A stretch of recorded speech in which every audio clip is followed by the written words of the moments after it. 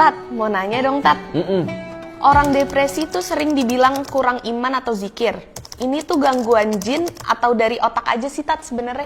Menurutku kalau yang misalnya ada orang depresi, lalu terus kemudian dia dinasihati sama orang bahwa kamu tuh kurang sholat dan kurang zikir. Menurutku yang mental illness ada yang nasehatin itu. Kenapa? Karena gini nih.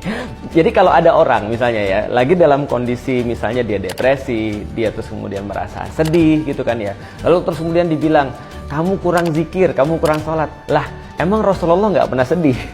Emang para sahabat nggak pernah sedih? Sedih itu adalah sesuatu yang biasa banget di dalam hidup manusia. Dan alhamdulillahnya Islam itu atau agama kita itu mengakui kesedihan itu. Bahkan Rasulullah itu memberikan treatment khusus pada orang-orang yang sedih. Misalnya dalam bukunya Al-Balakhi ya, tentang bagaimana mengatasi mental illness, itu disampaikan bahwasanya kalau kita berhadapan dengan penyakit fisik, kita harus segera mengobati begitu ada penyakitnya. Tapi begitu kita menghadapi penyakit mental, maka kita tidak boleh mengobati ketika dia lagi sakit, karena pasti nggak didengar.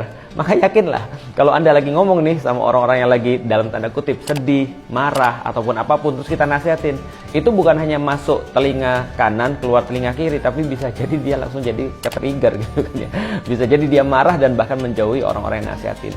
Jadi kalau misalnya kita ketemu dengan orang-orang yang lagi sedih, maka menurutku ya secara pribadi itu tidak selalu harus dia kurang zikir ataupun kurang sholat.